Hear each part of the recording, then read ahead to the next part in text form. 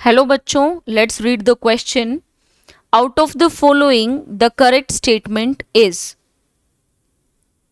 और हमें चार ऑप्शंस दिए हुए हैं. इन चारों स्टेटमेंट में से हमें देखना है कि कौन सी स्टेटमेंट करेक्ट है. तो मैं वन बाय वन डिस्कस कर लेती हूँ. फर्स्ट स्टेटमेंट में हमें क्या दिया हुआ है? W यानी work done is a state function, जो कि बिल्कुल गलत है.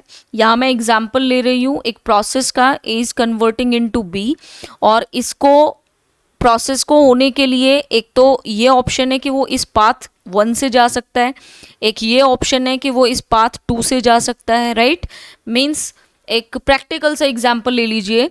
प्रैक्टिकल से एग्जाम्पल में क्या, मान लीजिए हमें फर्स्ट फ्लोर से सेकंड फ्लोर पे जाना है और वो जाने के लिए अपने पास दो रास्ते हैं. जस्ट लाइक दिस, ये अपना फर्स्ट फ्लोर है और ये अपना क्या है, सेकंड फ्लोर है. ठीक है, और इस पे जाने के लिए एक तो हम स्टेयरकेस से जा रहे हैं यानी सीढ़ियों से जा रहे हैं. ठीक है, ये हो गया अपना पाथ नंबर 1. और एक ऑप्शन है अपने पास कि हम लिफ्ट से जा सकते हैं, दैट इज पाथ नंबर 2. तो ऑफ कोर्स लिफ्ट से जाने के लिए हमें वर्क डन कम करना पड़ेगा इन कंपैरिजन टू स्टेयर्स. सीढ़ियों से जाते टाइम ज़्यादा मेहनत लगेगी, हमें ज़्यादा वर्क डन करना पड़ेगा.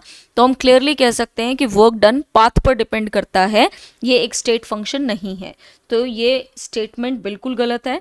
अब हम डिस्कस करते हैं second statement. Delta E is equal to Q plus W, जो कि फर्स्ट लॉ ऑफ थर्मोडायनेमिक्स की इक्वेशन है.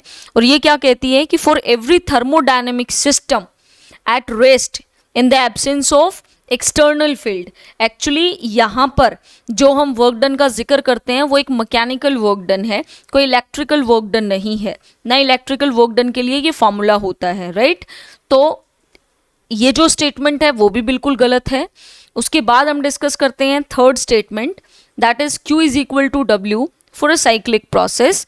साइक्लिक प्रोसेस कैसी प्रोसेस होती है? जो जिस पॉइंट से स्टार्ट होती है after a number of steps वहीं आकर ख़त्म हो जाती है.